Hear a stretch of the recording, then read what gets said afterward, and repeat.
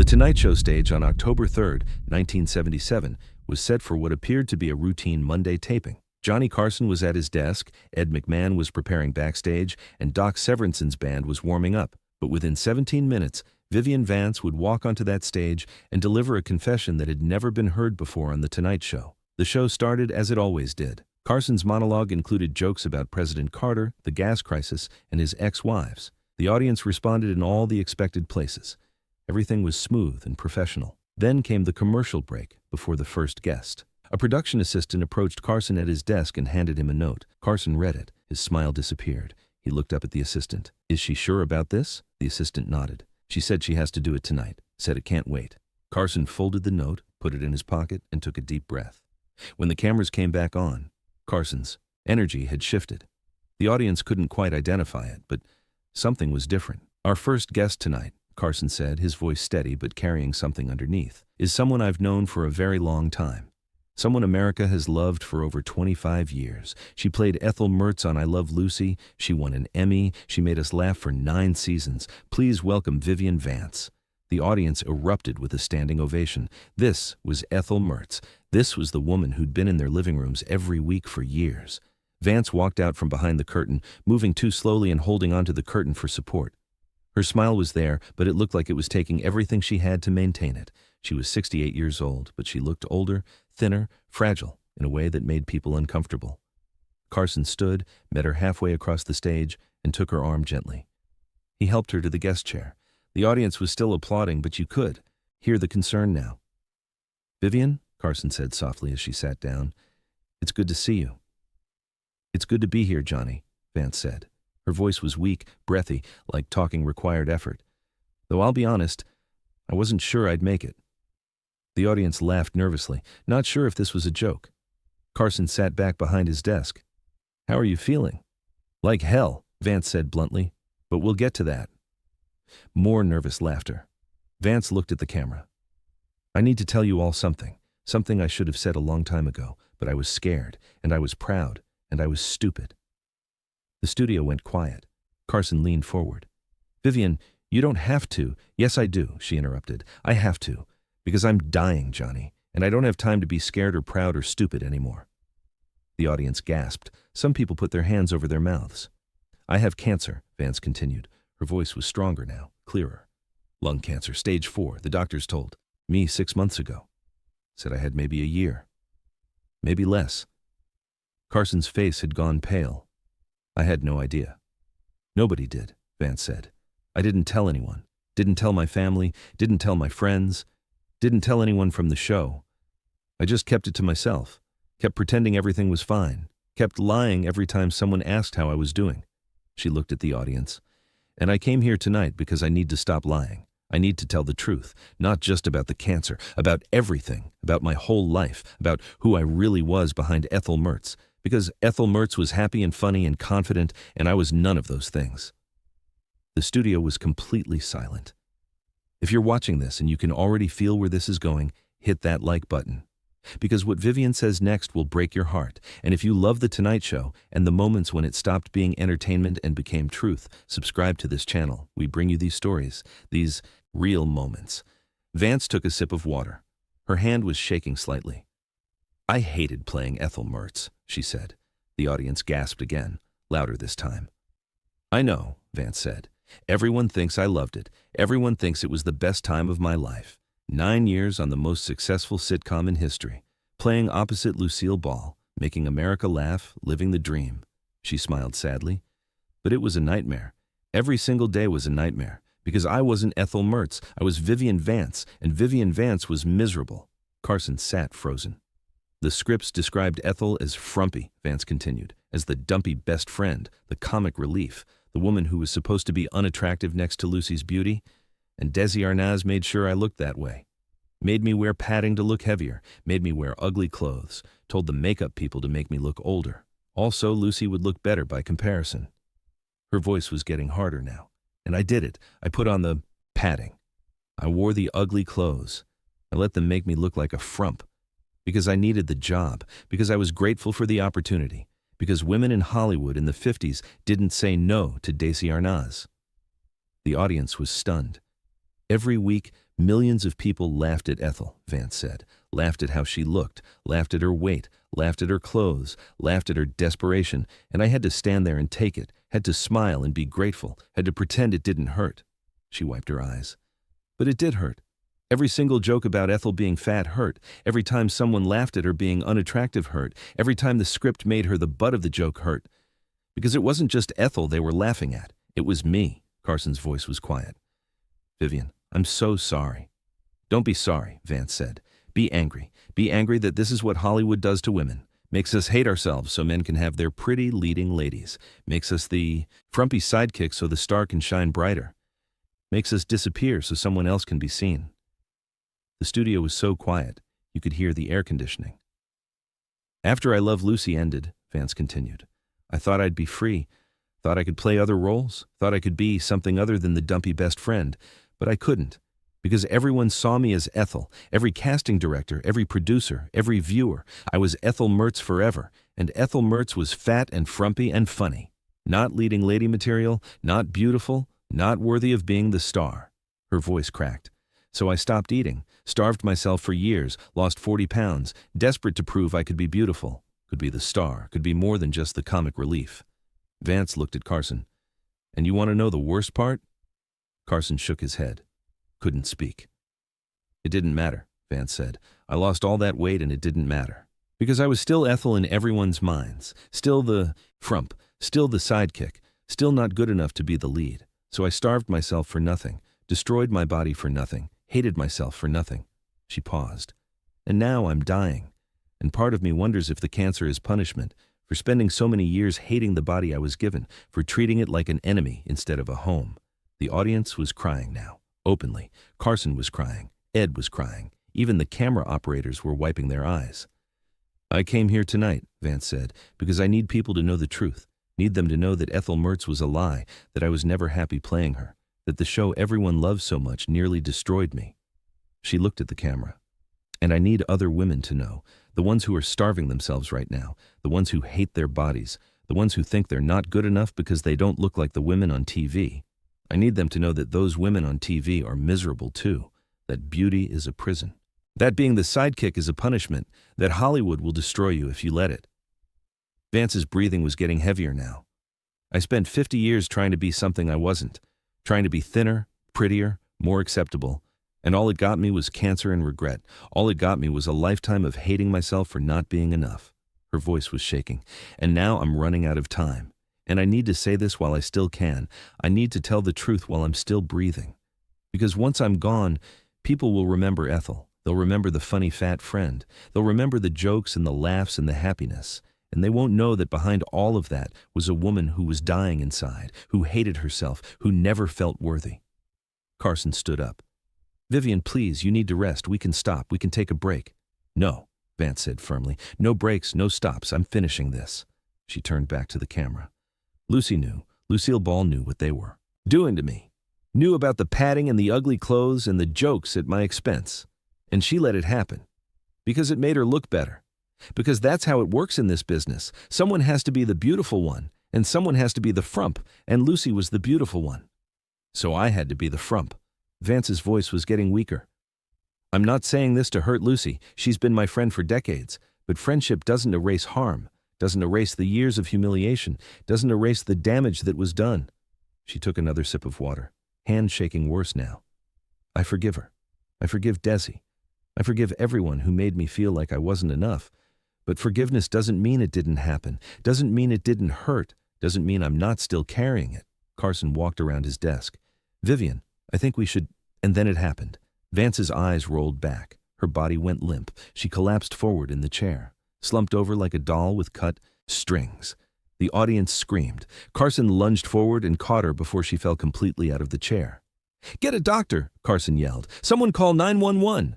Ed ran over and helped Carson ease Vance down to the floor. The cameras were still rolling, capturing everything. Doc Severinsen was on his feet. The band had stopped playing. The studio was chaos.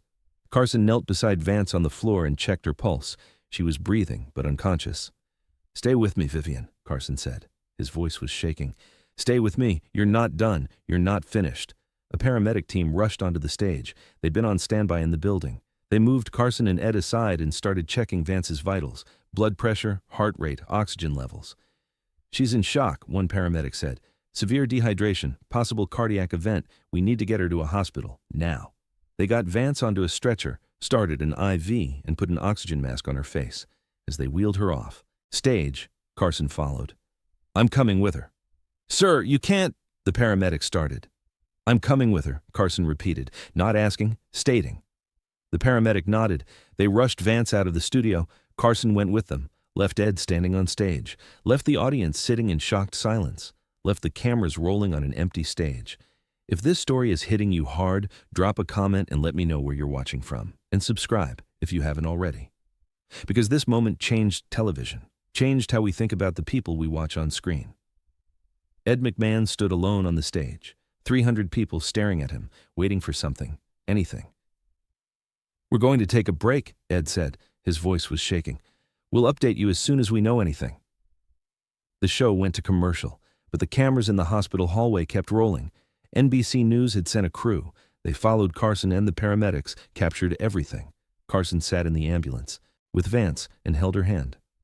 "I'm sorry," he kept saying. "I'm so sorry. I should have stopped you, should have made you rest, should have seen you weren't okay." Vance's eyes fluttered open, barely. "Needed to say it," she whispered through the oxygen mask. "Needed the truth." "I know," Carson said, "but not like this, not at the cost of your life." "Worth it," Vance whispered. Then her eyes closed again. They rushed her into Cedars-Sinai Medical Center and got her into the emergency room. Carson tried to follow, but a nurse stopped him. "Family only beyond this point." "I'm all she has right now," Carson said. "Her family's in New York. I'm not leaving her." The nurse looked at him. At Johnny Carson, at the most famous man on television standing in a hospital hallway refusing to leave. "Wait here," the nurse said. "I'll see what I can do." Carson sat in a plastic chair in the hallway and put his head in his hands. A reporter from NBC News approached, camera rolling. "Mr. Carson, can you tell us what happened?" Carson looked up. His eyes were red. "Vivian Vance just told the truth on national television, and it nearly killed her." "What truth?" the reporter asked. "That we destroyed her," Carson said. "That Hollywood destroyed her. That America destroyed her by laughing at Ethel Mertz without seeing Vivian Vance underneath." His voice was thick. "She spent 50 years being someone she hated, and nobody noticed, nobody cared. We just kept laughing." The reporter didn't know what to say. Carson stood up. "Turn off the camera, please, just turn it off." The reporter hesitated, then nodded to the cameraman. The camera stopped. Carson walked to the window and stared out at Los Angeles, at the city that had built Vance up and torn her down. An hour later, a doctor came out. "Mr. Carson?" Carson turned. "How is she?" "Stable," the doctor said. "We've got her on fluids and oxygen. Her vitals are improving. But she's very weak. The cancer has spread significantly. Combined with the stress of tonight, her body just gave out." "Can I see her?" Carson asked. "She's asking for you," the doctor said. Carson followed the doctor to Vance's room. She was in a hospital bed with an IV in her arm and oxygen tubes in her nose. Monitors beeped steadily, but her eyes were open, clear. "Hey," Carson said softly. "Hey yourself," Vance said. Her voice was weak but there. "Sorry about that. Didn't mean to be so dramatic." Carson pulled a chair next to her bed and sat down. "You scared the hell out of me." "Scared myself," Vance admitted. "Thought that was it. Thought I was dying on your stage." "You're not dying yet," Carson said. "You're too stubborn." Vance smiled. "Did I finish? Did I say everything I needed to say?" Carson nodded. "You said it. All of it. America heard you." "Good," Vance said. "Because it needed to be said. Someone needed to say it." She closed her eyes for a moment. "Lucy's going to be furious." "I'll handle Lucy," Carson said. "You just rest." "Can't rest," Vance said. "Too much time for resting when I'm dead. Right now I need to know. Did it matter? Did what I said matter?" Carson took her hand. "It mattered. It's going to matter to every woman who watched, every person who's ever felt like they weren't enough, every person who's ever hated themselves because they didn't fit into someone else's idea of beautiful. You gave them permission to be angry, to be honest, to stop pretending." Vance squeezed his hand. "Thank you. For letting me say it. For not cutting to commercial. For letting me finish even when it got ugly." "That's what the show is for," Carson said. "Real moments, real people, real truth. Even when it's uncomfortable. Especially when it's uncomfortable." They sat in silence for a moment. I need to go back, Carson said. Need to finish the show. Need to tell everyone you're okay. I'm not okay, Vance said. But I'm alive. That's something. Carson stood. I'll come back tomorrow, first thing. I'll be here, Vance said. Not like I'm going anywhere. Carson leaned down and kissed her forehead. You're one of the bravest people I've ever met. I'm terrified, Vance said. That's what makes you brave, Carson replied. He left the hospital and got back to the studio. The show was still on hold. The audience was still there, waiting. Carson walked back onto the stage and the audience stood, started applauding. Not celebration applause, relief applause. Carson sat behind his desk. Vivian is okay, he said. She's at Cedars-Sinai. She's stable. She's resting. And she wanted me to tell you all that she's sorry for scaring you. But she's not sorry for what she said. The audience was silent. What you witnessed tonight was not entertainment, Carson continued. It was a woman telling the truth about her life, about her pain, about the cost of being famous, and it was hard to watch. It was uncomfortable. It was real. He paused. But it was important, because Vivian spent 50 years suffering in silence, hating herself, believing she wasn't enough. And she did it so we could laugh, so we could be entertained, so we could have our happy sitcom families and our beautiful stars and our funny fat friends. Carson's voice was getting harder. And we took it. We took her pain and we laughed at it. We took her suffering and we called it entertainment. We took Vivian Vance and we turned her into Ethel Mertz, and we never asked what that cost her. The audience was crying again.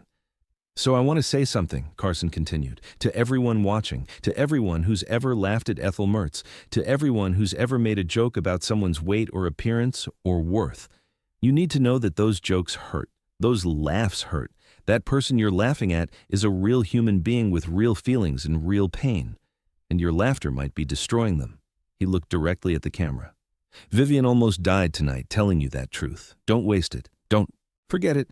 Don't go back to business as usual and keep laughing at people's pain. Actually hear what she said. Actually change. The studio was dead silent. Carson took a breath. We're not finishing the show tonight. I can't. I don't have it in me to make jokes right now. So we're going to end early. And I'm going back to that hospital. And I'm going to sit with Vivian, and tomorrow we'll figure out what comes next. He stood up. Good night, everyone. Hug someone you love. And if you can't hug them because you've made them feel worthless, apologize. Fix it. Be better. Carson walked off stage. The cameras cut. The lights went down. And for the first time in the show's history, The Tonight Show ended without finishing. The next morning, every newspaper in America had the same story. Vivian Vance collapses on Tonight Show. Ethel Mertz's dark truth. I love Lucy Starr's painful confession. The clips were everywhere, on every news broadcast, every talk show. Everyone was talking. About it? Lucille Ball released a statement that afternoon. I'm heartbroken by what Vivian said. I had no idea she felt this way. We're going to talk. We're going to fix this. I love her. She's my best friend. And if I hurt her, I need to make it right. Desi Arnaz, who'd been largely out of the public eye since his divorce from Lucy, gave an interview. I was trying to make a good show, Desi said. I was trying to make Lucy look good. I didn't think about what it was doing to Vivian. I didn't ask. I should have asked. I should have cared. I'm sorry. Women's groups across the country held rallies. We Are Not Ethel became a movement. Women sharing their stories of being made to feel less than, of being the frumpy friend, of being told they weren't good enough. Carson went to the hospital every day. Sat with Vance, talked to her, listened to her. Vance was in the hospital for 2 weeks, getting stronger, getting treatments, getting ready to face whatever came next. When she was finally discharged, Carson was there, helped her into a car, drove her home himself. What are you going to do now? Carson asked. I'm going to live, Vance said. Really live. For the first time in 50 years, I'm going to stop pretending, stop performing, stop being who everyone else wants me to be. I'm going to be Vivian, just Vivian. And if that's not enough for people, that's their problem. Carson smiled. That sounds like a good plan. And I'm going to write a book, Vance added. Going to tell the whole story. Everything I said on your show and more. Every ugly truth about Hollywood and fame and what it costs to make people laugh. People are going to hate you for it, Carson warned. Good, Vance said. Let them hate me. I'm done trying to make people love me. Done trying to be lovable. Done trying to be anything other than honest. She looked at Carson. You gave me that. That night on your show. You gave me permission to stop lying, and I'm never lying again. Vivian.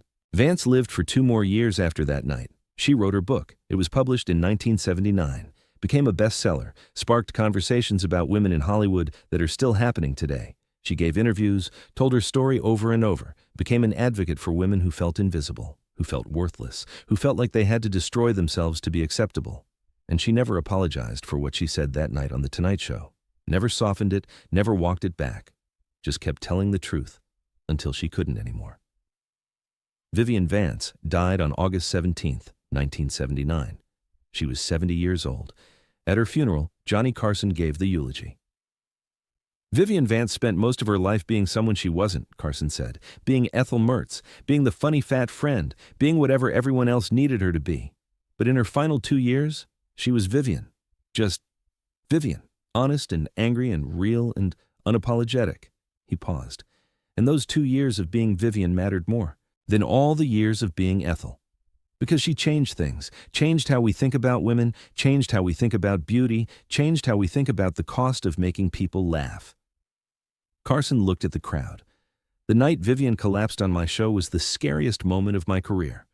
But it was also the most important, because Vivian showed us that underneath every funny character is a real person, and that person might be suffering. And we have a responsibility to see them, to care about them, to not just laugh and walk away. He wiped his eyes. Vivian was brave, braver than any of us, and I'm honored I got to know her, got to hear her truth, got to be there when she finally stopped pretending. The funeral ended. People went home. Life moved on. But what Vance said that night never disappeared. It's still talked about, still referenced, still matters. Because Vivian Vance did what most people never have the courage to do. She told the truth, the whole ugly truth, even when it cost her everything. Even when it nearly killed her, even when it made people uncomfortable. She told the truth. And that truth changed television, changed how we see the people on our screens, changed how we think about laughter and pain and the cost of entertaining others. Carson never forgot that night, never forgot Vance collapsing on his stage, never forgot what she said. And for the rest of his career, he made sure The Tonight Show was a place where people could tell the truth, where they could be real, where they could stop performing and start being human. Because Vance taught him that truth matters more than entertainment, that honesty matters more than laughter, that seeing people matters more than anything else. If you made it to the end of this story, thank you. Hit that subscribe button and turn on notifications. We tell stories like this every week. Real stories, important stories, the moments that changed how we see the world. And drop a comment. Tell me what you think. Tell me if you've ever felt like Vivian. Tell me where you're watching from.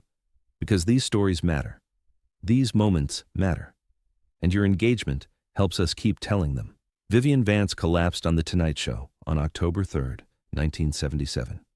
But what she said before she collapsed is still echoing, still challenging us, still asking us to see the people behind the characters, to care about the humans behind the laughter, to remember that entertainment has a cost, and sometimes that cost is someone's entire life.